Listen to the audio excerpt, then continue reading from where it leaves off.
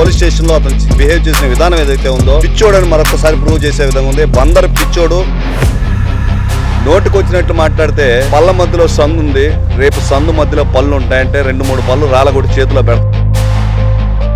మన బందర్ నానిని చూస్తే అదే అనిపిస్తుంది. బందర్ అంటే హిందీలో కోతి అని అర్థం. ఆ మాటలు కానీ చేష్టలు కానీ అదే విధంగా ఉంటాయి.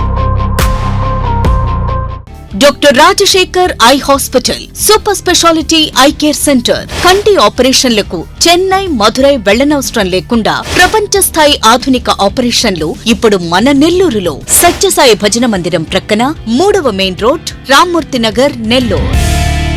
అందరికీ నమస్కారం. కోతి నుంచి మనిషి వచ్చాడని చెప్పి మన నాగరికత నేర్పిస్తుంది.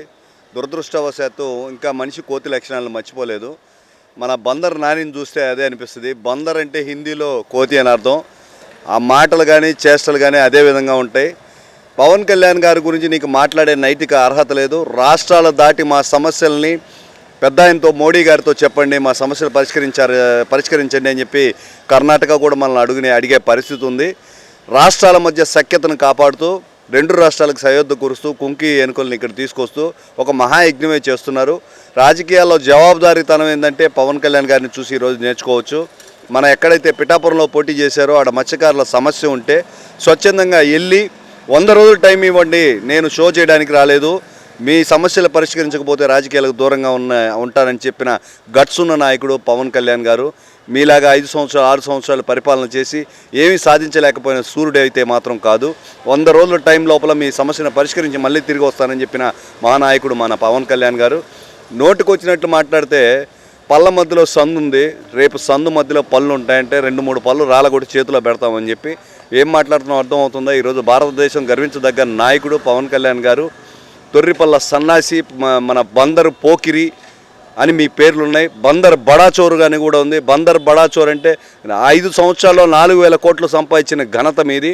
విలాసవంతమైన జీవితం 4 సంవత్సరాల్లో 40 కార్లు, కొడుక్కి, ఇంటికి, ఆఫీస్కి ఇన్ని కార్లు మెయింటైన్ చేస్తూ విలాసవంతమైన జీవితం గడపడానికి మీరు రాజకీయాన్ని ఎన్నుకున్నారు. విలాసవంతమైన జీవితాన్ని వదిలేసి ప్రజా సమస్యల కోసం పోరాడుతున్న పవన్ కళ్యాణ్ గారి గురించి మీకు మాట్లాడే నైతిక అర్హత లేదని కూడా నేను తెలియజేస్తున్నాను. పైపెచ్చు మద్యపానం గురించి మాట్లాడతారు. మీ జగన్మోహన్ రెడ్డి గతంలో చెప్పింది ఏందయ్యా అంటే అంచెలంచెగా మద్యపానం నిషేధిస్తానని.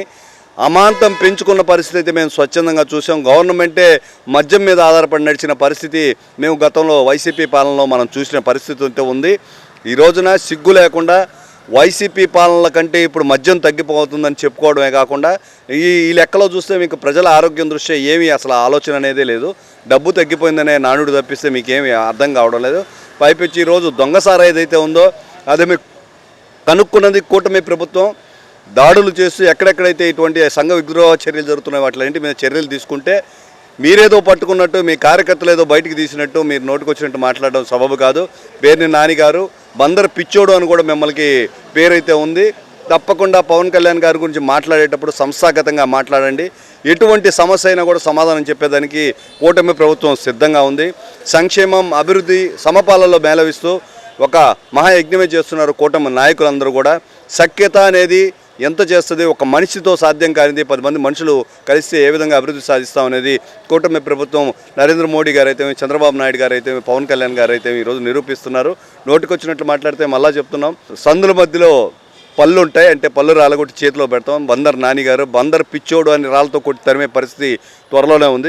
అధికారులన్నా ప్రజాస్వామ్యం అన్నా లెక్కలేని ప్రభుత్వం ఏదైనా ఉందంటే వైసీపీ ప్రభుత్వం. వాళ్ళు వైసీపీ నాయకులను కూడా తెలుసుకోవచ్చు. ఈరోజు పోలీస్ స్టేషన్లో అతను బిహేవ్ చేసిన విధానం ఏదైతే ఉందో పిచ్చోడని మరొకసారి ప్రూవ్ చేసే విధంగా ఉంది. బందర్ పిచ్చోడు నోటికి వచ్చినట్టు ఏదేదో మాట్లాడుతున్నారు, పిచ్చి చేష్టలు చేస్తూ ఉన్నారు.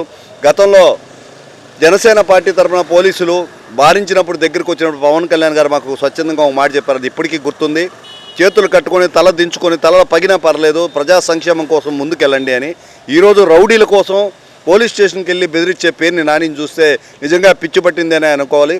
తప్పు చేసిన వ్యక్తిని ఖచ్చితంగా పోలీస్ వ్యవస్థ అయితే ఏదో ఉందో అది శిక్షించాలి. ఖచ్చితంగా కూడా చర్యలు తీసుకోవాలి. దానికి పోలీసుల మీద పైన పడి మీ వీరంగం చూపిస్తే కాళ్ళు చేతులు కట్టి లోపల జైల్లో వేసే పరిస్థితి అయితే ఉందని చెప్పి తెలియజేస్తున్నారు. జాగ్రత్తగా ఉండండి. గతంలో మీకు కూడా అధికారులన్నా ప్రభుత్వం అన్నా కూడా ఒక చులకన భావం ఉంది. మీరేదో రాజులు, సామంత రాజులు అయినట్టు రాజ్యాలు మొత్తం మీకు రాయించినట్టు చలామణి అవుతున్నారు. ఇప్పుడు మీ ప్రభుత్వం కాదు.